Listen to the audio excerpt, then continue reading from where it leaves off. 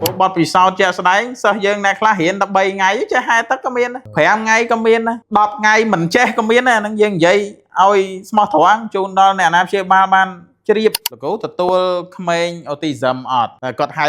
กดซัวยังจังนะดอนจังยังก็ชงเอาฮะไอ้เกต้ขมายออติซัมเรื่องคลายังก็เตยตกเปรย์วันนี้เอาโกนนายไอ้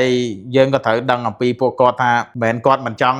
เห็นในบ้านเลื่อนดิก็มาตายเอาไว้ได้กอดเชี่ยเยี่ยมจับบ้านนั่นคือบ้านแบบปนนั่งก็ได้ส้มช่วยโชว์รวมเลือกตักเจ็ดพ่องผัวมาเรียนหายขู่เลือกตักเจ็ดก็ได้ตลอดเตะก็เถอะการเลือกตักเจ็ดปีเนี่ยน้ำเชี่ยบ้าได้โกนเธอบ้านล้อไงนะโกนกูเชิงบ้านล้อโกนพลมตักบ้านล้อนั่นก็เชี่ยมวยล้อประสาได้បាទត្បូងជំរាបសួរលោកគ្រូបាទជំរាបសួរខ្ញុំចង់ដឹងពីចំណាប់អារម្មណ៍លោកគ្រូទាក់ទងទៅនឹងការរៀបចំការបន្តបន្តទាក់ទងទៅនឹងការលូតលាស់នៃកុមារពិសេសចង់ដឹងថាលោកគ្រូយល់ឃើញតែវាមានសារៈសំខាន់បែបណាដែរទើបយើងបង្កើតការបន្តបន្តនឹងឡើងផ្ដល់ជូនទៅកាន់បុគ្គលិកគ្រប់ជាន់ថ្នាក់របស់សាលារៀនទឹក1 ម៉ែត្រនៅក្នុងថ្ងៃនេះបាទអរគុណសំណួរជំរាបសួរដល់អ្នកបានទស្សនាកំពុងតែទស្សនាឥឡូវនេះជាគោលបំណងយើងដែលយើងរៀបចំកម្មវិធីបណ្ដុះបណ្ដាលជូនដល់បុគ្គលិកស្ដីអំពីតម្រូវការសម្រាប់កុមារដែលមានតម្រូវការពិសេសនៅថ្ងៃនេះឡើងដោយមានអ្នកគ្រូនាយិកាភុកមនីគាត់ជាអ្នកប្រដាយើងផ្ទាល់អញ្ចឹងមូលហេតុយើងក្នុងការរៀបចំនេះលើកនេះមិនមែនជាលើកទី1ទេអាចរាប់បានថាជាលើកទី3ទៅហើយតាំងពីយើងបើកសាលាមកយើងឃើញថាចំណេះដឹងនេះគឺទាមទារឲ្យមានតម្រូវការខ្ពស់ជាពិសេសសម្រាប់គ្រូបង្រៀនហែលទឹកពីដំបូងឡើងយើងគ្រាន់តែជាសាលាបង្រៀនហែទឹកមួយដែលទទួលកូនសិស្សមានអាយុចាប់ពី6ខែដល់មនុស្សចាស់ទេក៏ប៉ុន្តែយើងចាប់ផ្ដើមបង្កើតថ្នាក់បន្តបន្ទាប់មកព្រោះដោយសារយើងត្រូវបានអាណាព្យាបាលមួយចំនួនគាត់ស្នើសុំជំនួយពេលនោះយើងក៏រៀងភ្ញាក់ផ្អើលដែរព្រោះយើងអត់សូវស្គាល់ដែរអាចជាកាត់សុំកាត់លោកគ្រូតិចអាចចន្លោះឆ្នាំប្រហែលលោកគ្រូពីដំបូងឡើងពីដើមឡើងហ្នឹងយើងចេញបង្រៀនបើមិនទាន់បើកសាលាជាផ្លូវការតែម្ដងយើងចេញបង្រៀន2017ពេលនោះហើយយើងចាប់ផ្ដើមទទួលបានសំណួរពីអាណាព្យាបាលច្រើនថាលោកគ្រូទទួលក្មេងអូទីសឹមអត់គាត់ហៅគាត់សួរយើងអញ្ចឹងណាហើយដល់អញ្ចឹងយើងក៏ឆ្ងល់ថាអីគេទៅក្មេងអូទីសឹមពេលនោះយើងចាប់ផ្ដើមស្រាវជ្រាវយើងចាប់ផ្ដើមរៀនសូត្រមកយើងឃើញគេបើកវគ្គបណ្ដុះបណ្ដាលដំបូងគេបង្អស់របស់Caritasអង្គការ Caritas ដែលមាននៅក្រុងតាខ្មៅយើងនេះអញ្ចឹងពេលនោះយើងក៏បានចុះឈ្មោះឲ្យតាមអនឡាញទៅហើយយើងបញ្ជូនក្រុមការងារយើងទៅរៀននៅនោះទៅពីពេលនោះមកយើងក៏បានយកជំនាញដែលយើងចេះពីខាង Caritas ហ្នឹងយើងយកមកចាប់ផ្ដើមបញ្ចូលទៅក្នុង curriculum បង្រៀនហែទឹកពេលដែលបញ្ចូលក្នុង curriculum បង្រៀនហែទឹករួចយើងឆ្នៃថាធ្វើម៉េចឲ្យបន្ស៊ីគ្នាជាមួយនឹងការបង្រៀនកុមារដែលមានអាការៈ autism ជាដំបូងនោះយើងចាប់ផ្ដើមទទួលកុមារដំបូងគេដែលគាត់មានអាការៈ autism ហើយយើងចាប់ផ្ដើមយកបច្ចេកទេសដែលយើងបានរៀននេះដែលយើងបានច្របាច់បញ្ចូលគ្នាជាមួយនឹងបច្ចេកទេសបង្រៀនហែទឹករបស់យើងធម្មតាបញ្ចូលគ្នារួចយកទៅ apply ដាក់លើគាត់ហើយយើងឃើញអំពី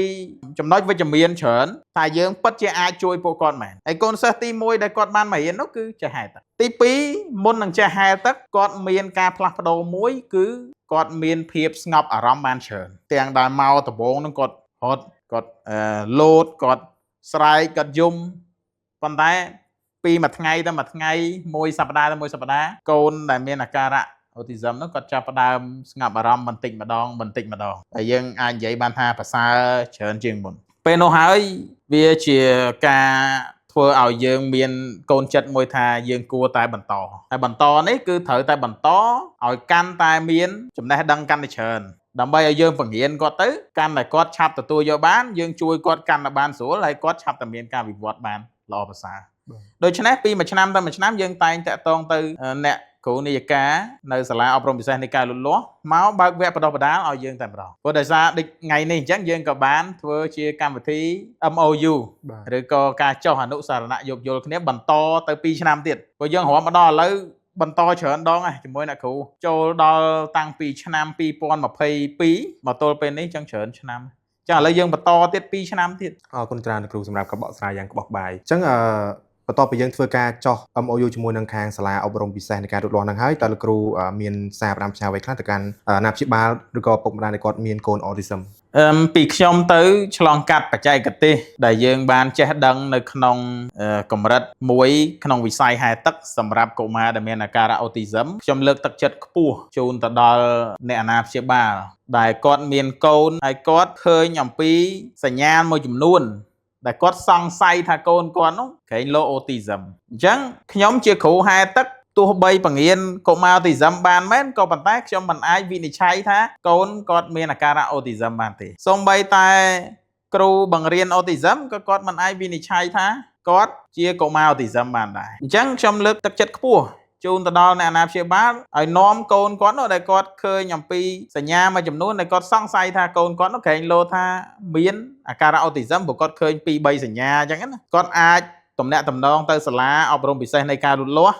សម្រាប់ប្រឹក្សាយោបល់បានបន្តមកសាលាអប់រំពិសេសនៃការលូតលាស់គាត់នឹងធ្វើការណែនាំដើម្បីយើងអាចទៅស្នើសុំវិជ្ជាបញ្ជាផ្ទាល់ពីពេទ្យជំនាញនៅមន្ទីរពេទ្យជ័យជំនះក្រុងតាខ្មៅបានហើយដែលតាក់ទងជាមួយនឹងកុមារ autism អញ្ចឹងយើងលើកទឹកចិត្តខ្ពស់កន្លែងនេះពីព្រោះថាអត់មានអ្វីដែលត្រូវខ្មាស់អៀននោះទេនៅក្នុងការដែលយើងបើកចំហដើម្បីឲ្យកូនមានឱកាសត្រូវបានយើងជួយគាត់ព្រោះកាលណាយើងកន្លែងតែខ្មាស់អៀនច្រើនឱកាសនៅក្នុងការជួយទៅដល់កុមារនោះក៏មានតិចពេលខ្លះយើងឃើញរោគសញ្ញាមិនមែនថារោគសញ្ញាទេយើងឃើញសញ្ញាដែលយើងគិតថាគាត់អាចនឹងចូលទៅក្នុងអាការៈ autism ប៉ុន្តែយើងអត់ខ្វល់ខ្វាយយើងធ្វើដូចធម្មតាអញ្ចឹងទៅមួយឆ្នាំទៅមួយឆ្នាំដល់កូនអាយុ10ឆ្នាំជាងហើយនោះគាត់ទៅជាធំបាត់ទៅហើយគាត់មិនបានទទួលយកនៅអាការជួយពីយើងតាមពីគាត់នៅទូចវាមិនទាន់ហួសពេលទេពីព្រោះថាថ្ងៃនេះយើងទទួលបាន slogan ថ្មីពីអ្នកគ្រូមកទីណាមានកុមារទីនោះមានការទីណាមានការអប់រំទីនោះមានការលូតលាស់បាទអញ្ចឹង slogan របស់សាលាអប់រំពិសេសនៃការលូតលាស់អញ្ចឹងទោះបីគាត់អាយុ10ឆ្នាំ20ឆ្នាំក៏គាត់នៅមានឱកាសទទួលការអប់រំដែរគាត់ថាបើសិនជាយើងបានជួយគាត់ពីក្មេងទៅនេះគាត់ឃើញសញ្ញាភ្លាមយើងចាប់ផ្ដើមគិតគូរជួយគាត់តែម្ដងអានេះហើយគឺជារឿងមួយដែលល្អហើយយើងជួយគាត់បានទាន់ពេលវេលាបាទហើយគាត់អាចទៅធ្វើអ្វីមួយនោះនៅអាយុ10ឆ្នាំ20ឆ្នាំគាត់អាចបកកែលើចំណុចរឿងណាមួយខ្ញុំមានអតីតកូនសិស្សមួយរហូតដល់គាត់ចេញទៅគាត់ទៅជាបកកែនៅក្នុងជំនាញមួយគឺជំនាញសិល្បៈអីដែរលោកគ្រូឲ្យជាបាទសិល្បៈគូររូបអញ្ចឹងគាត់មករៀនហែទឹកគាត់គ្រាន់តែចេះនៅរបៀប survive ជួយខ្លួនឯងហើយគាត់ហែលហាត់ជាកីឡាអញ្ចឹងណាប៉ុន្តែអាដងពីកំណើតរបស់គាត់នោះគឺគូររូបអញ្ចឹងអានោះហើយគឺជាចំណុចពិសេសរបស់គាត់មួយដែលយើងជាអាណាព្យាបាលយើងអាចសង្កេតមើលបានថាតើកូនរបស់ម៉ាក់ប៉ាបើទោះបីគាត់មានអាការៈ autism តើគាត់មានចំណុចណាពិសេសជាងគេដូចឧទាហរណ៍គូរូបដូចឧទាហរណ៍ថាមានអ្នកល្បីមួយចំនួនដែលរកឃើញប្រភពអគ្គិសនីហ្នឹងក៏គាត់មានអាការៈ autism ដែរគាត់ខ្លាំង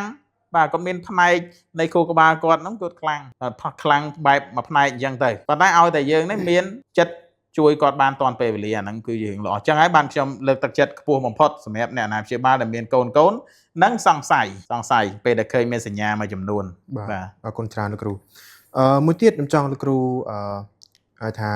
ជាការលើកទឹកចិត្តទៅកាន់អ្នកអាណាព្យាបាលដែលគាត់មានកូនគាត់មាន autism ហើយគាត់បានអញ្ជើញមករៀនហៅទឹកជាមួយនឹងខាងយើងហើយប៉ុន្តែបើតែរៀងចំណាយពេលយូរទៅនឹងការរៀនបាទព្រោះអាណាព្យាបាលមួយចំនួនគឺគាត់លក្ខណៈផ្ដោតខ្លាំងទៅលទ្ធផលគាត់មិនតែគាត់ចង់ឃើញលទ្ធផលលឿនអញ្ចឹងទៅតែលោកគ្រូមានអ្វីផ្ដាំផ្ញើក៏ដូចជាការបកស្រាយបញ្យល់ទៅកាន់ប្រកបដែរទេបាទអរគុណសំណួរនេះអាចនិយាយបានហើយយើងជួបច្រើននៅសាលាយើងតាំងពីបើកមកយើងជួបច្រើនអញ្ចឹងខ្ញុំសូមស្រាយចម្ងល់ក៏ដូចជាជំរាបដល់អ្នកអាណាព្យាបាលថាអញ្ចេះគុំថាតកូនដែលមានអាការៈ autism កូនដែលអត់មានអីសោះសុខភាពល្អរត់លេងសប្បាយក្អាកក្អាយក៏គាត់ត្រូវការពេលវេលារៀនសូត្រហ្នឹងបន្តិចដែរចុះតម្រាំតែកូនដែលគាត់មានអាការៈ autism យើងទៅបខំគាត់ក៏អត់កើតដែររៀនអីក៏ដោយក៏ត្រូវការពេលវេលាដែរបើប្រាប់គាត់ឲ្យចេះយកកៅអាវទៅដាក់ចូលម៉ាស៊ីនបោកកៅអាវឲ្យបោកក៏ត្រូវប្រាប់គាត់10-20 ដងដែរចុះតម្រាំតែមករៀនហែទឹកក្នុងមួយវគ្គយើងមាន10 session ហ្នឹងក៏យើងត្រូវការពេលមួយចំនួនដើម្បីជួយគាត់ប៉ុន្តែមិនមែនតែគ្រប់គ្នាគឺដឹងតែយូរទេព្រោះបទពិសោធន៍ជាក់ស្ដែងសិស្សយើងអ្នកខ្លះរៀនតែ3ថ្ងៃចេះហែទឹកក៏មាន5ថ្ងៃក៏មាន10ថ្ងៃមិនចេះក៏មានអាហ្នឹងយើងនិយាយឲ្យស្មោះត្រង់ជូនដល់អ្នកអាណាព្យាបាលបានជ្រាបគាត់ត្រូវការរៀនដល់20ថ្ងៃក៏គាត់មិនចេះដែរប៉ុន្តែម៉ាក់ប៉ាត្រូវចាប់អារម្មណ៍ចេះគាត់មករៀនហ្នឹង10ថ្ងៃមិនទាន់ចេះទេ តែម៉ាក់ប៉ាតឲ្យគាត់ទៀតហេតុអីបានតហ៎ម៉ាក់ប៉ាដឹងថាកូនគាត់រៀន10ថ្ងៃមិនទាន់ចេះប៉ុន្តែគាត់នៅតែសប្បាយចិត្តក្នុងការតពីព្រោះគាត់បានឃើញថាបើទោះបីជាមិនទាន់ចេះហែទឹកប៉ុន្តែកូនគាត់មានការរីកចម្រើនធ្វើឲ្យអារម្មណ៍គាត់បានស្ងប់ល្អប្រសើរជាងពីមុនដែលថ្ងៃនេះយើងបានទទួលការបណ្ដុះបណ្ដាលមកគឺយើងអាចនិយាយបានថា ADHD ហ្នឹងឬក៏ហ្នឹងហើយ ASD ហ្នឹងគឺគាត់មានសកម្មភាពច្រើនដោយសារគាត់មានធម៌ពលច្រើនអញ្ចឹងកីឡាហែទឹកនេះយើងឲ្យគាត់មកហែលដើម្បីធ្វើឲ្យអារម្មណ៍គាត់ស្ងប់ម៉ាក់ប៉ាគាត់ឃើញអញ្ចឹងបើទោះបីរៀន10ដងមិនចេះ5-10ដងមិនចេះក៏គាត់នៅសុបាយចិត្តមកដែរមិនមែនថាគេទៅទិញផលិតផលហ្នឹងហើយអត់ល្អគេនៅទិញទេព្រោះដោយសារតែគេមើលឃើញថានៅពេលដែលកូនគាត់កំពុងតែទទួលបានការរៀនសូត្រពីគ្រូជំនាញរបស់យើងនោះកូនគាត់មានការប្រែប្រួលមួយចំនួនធំដូច្នេះហើយខ្ញុំសូមជម្រាបដល់អ្នកអាណាព្យាបាលថារឿងខ្លះយើងក៏ត្រូវទុកពេលវេលាឲ្យកូនដែរហើយយើងក៏ត្រូវដឹងអំពីពួកគាត់ថាមិនមែនគាត់មិនចង់រៀនឲ្យបានលឿនទេក៏ប៉ុន្តែអ្វីដែលគាត់ព្យាយាមចាប់បាននោះគឺបានតែប៉ុណ្ណឹងប៉ុន្តែសូមជួយចូលរួមលើកទឹកចិត្តផងព្រោះមករៀនហើយគ្រូលើកទឹកចិត្តគាត់ដែរទៅដល់ផ្ទះក៏ត្រូវការលើកទឹកចិត្តពីអ្នកអាណាព្យាបាលដែរកូនធ្វើបានល្អថ្ងៃនេះកូនគោះជើងបានល្អកូនផ្លុំទឹកបានល្អអាហ្នឹងក៏ជារឿងមួយល្អប្រសើរដែរអរគុណច្រើនលោកគ្រូចឹងសម្រាប់ថ្ងៃនេះយើងមានតែប៉ុណ្្នឹងសិនទេបាទបើសិនជាបងប្អូនទាំងអស់គ្នាពេញចិត្តក៏ដូចជាចង់ឃើញនៅវីដេអូនៃការចែករំលែកទាក់ទងនឹងចំណេះដឹងទូទៅទាក់ទងនឹងការរៀនហាត់ទឹកផ្សេងៗអាចចូលការ comment ក៏ចែករំលែកវីដេអូនេះខ្ញុំម៉ៃពីសាលារៀនហាត់ទឹកមើលម៉ែតដូចជាលោកគ្រូឆៃជាគណៈនាយកផ្ទាល់សូមអរគុណនិងជម្រាបលាបាទអរគុណច្រើន